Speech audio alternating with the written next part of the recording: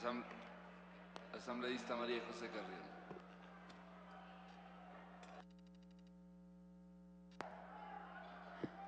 Buenas tardes, buenos días, señor presidente, buenos días, compañeros y compañeras. Creo que es importante reflexionar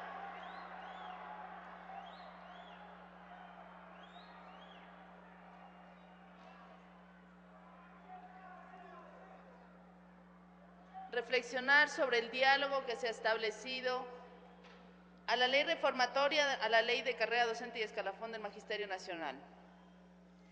Creo que es fundamental entender que el diálogo en la mesa donde hemos tratado este texto reformatorio ha sido un diálogo profundo, ha sido un diálogo bastante intenso, digámoslo, por las pasiones que desbordan, sin duda alguna, los diferentes sectores que están agremiados y que son contemplados en estas reformas. Pero es necesario señalar, señor presidente y compañeros, compañeras, que la reforma va encaminada hacia la construcción de un nuevo país. Cuando nosotros planteamos un proceso de revolución ciudadana, el pueblo ecuatoriano se conectó con nosotros. Cuando se planteó hace más de 3 años caminar por las calles de nuestro país, señor presidente, y plantear una reforma profunda a un Estado devastado por los gobiernos corruptos, por la partidocracia, por un proceso neoliberal de privatización extrema. Cuando caminamos por las calles y planteamos al pueblo ecuatoriano que dentro de uno de los 5 ejes del proceso de la revolución ciudadana era necesaria una revolución social, y dentro de la revolución social, la revolución educativa, planteamos efectivamente una transformación a largo plazo. Y es esta propuesta de transformación a largo plazo una propuesta que debe ser integral, y en eso estamos absolutamente de acuerdo. Una propuesta integral debe pasar por toda la institucionalidad de la carrera docente y de escalafón, debe pasar por todo el sistema de educación básica, secundaria, por el sistema de educación universitaria, que responda a las demandas concretas de un proceso transformador. Nosotros hemos visto cómo la educación ha sido una de las últimas y de los últimos sectores que han sido contemplados en los modelos de desarrollo de gobiernos anteriores. Hemos visto cómo siempre fue recortado el presupuesto para la educación, para la salud, y no se diga casi inexistente para vivienda y demás. ¿Cómo podemos plantear entonces ahora esos sectores, como lo decía César muy acertadamente hace un momento, esos sectores que fueron los responsables de la debacle de la educación pública, que han sido los responsables del fracaso de lo público? Esos sectores ahora se suman a la, en teoría, defensa de la educación, en teoría, defensa de lo público. Cuando es nuestro gobierno, efectivamente, que solo del año 2007 a 2008 ha invertido 270 millones de dólares en todo el sistema educativo. A diferencia de gobiernos anteriores que del 97 al 2005 apenas invirtieron 52 millones. No llega a ser ni una quinta parte de la inversión de nuestro gobierno en solo un año.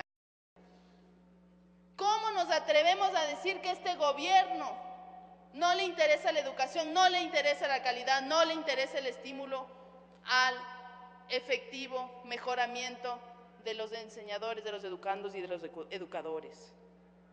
Es efectivamente así, y ya estos llamados bonificados que recibían ingresos de $150, a los que se refería Gilberto hace un momento, 18.500 maestros han sido contratados por el Ministerio de Educación, y son y reciben ya un sueldo básico de más de $200.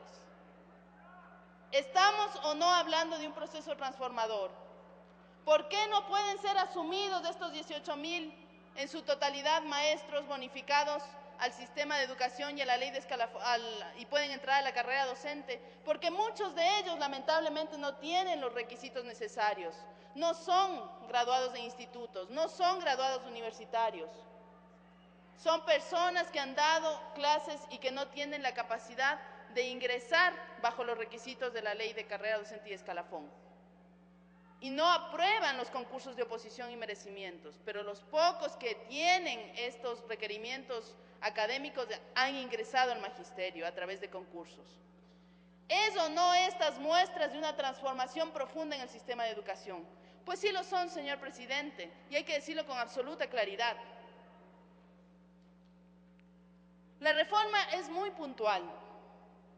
La reforma plantea la posibilidad, además contemplando los artículos constitucionales, de construir efectivamente el ingreso a la carrera docente por concursos de oposición.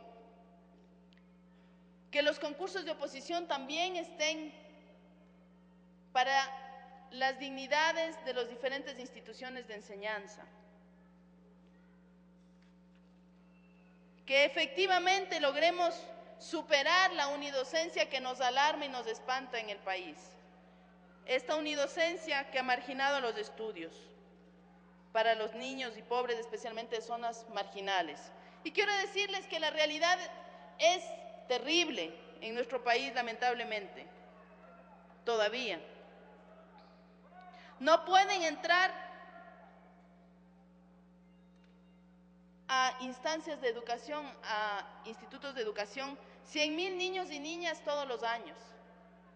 Y eso es una realidad, compañeros y compañeras, que debería alarmarnos y debería ponernos en un solo proyecto conjunto. Es grave lo que pasa en el país, compañeros. Superar esos 6,000 escuelas, más de 6,000 escuelas unidocentes, es un reto que tenemos todos. Y que tenemos como legislatura y que tendrán los nuevos asambleístas y que tenemos como proceso ciudadano de transformación.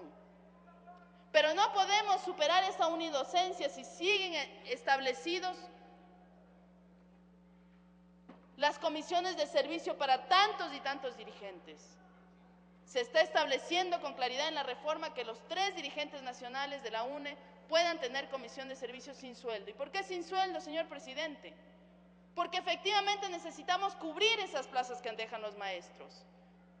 Porque lamentablemente todas esas plazas han hecho que también se perjudique a la educación y a los estudiantes de los diferentes niveles. Esas plazas que fueron abandonadas por maestros que en un momento se iban y dejaban sin enseñanza a los estudiantes. Es por eso que la reforma también plantea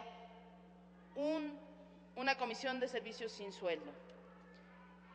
Es necesario, señor presidente, en un proceso diferente y transformador, que no ocurran hechos de paralización en los servicios públicos, en los servicios de educación, de salud, de transporte, servicios que son tan necesarios y están contemplados en nuestra Constitución, la imposibilidad de su paralización, es necesario que estén contemplados en esta reforma, porque no a nombre de las demandas justas, las mayorías de ellas del gremio de los educadores, se puede dejar disminuido y perjudicado la educación. Lamentablemente, señor presidente, nosotros hemos tenido que vivir etapas complejas de caos institucional, de caos en la enseñanza, y esto es el momento de todos, compañeros y compañeras, sumarnos en un proceso transformador y comprometernos con esta transformación. Y para eso es fundamental este cambio. Muchas gracias, señor presidente.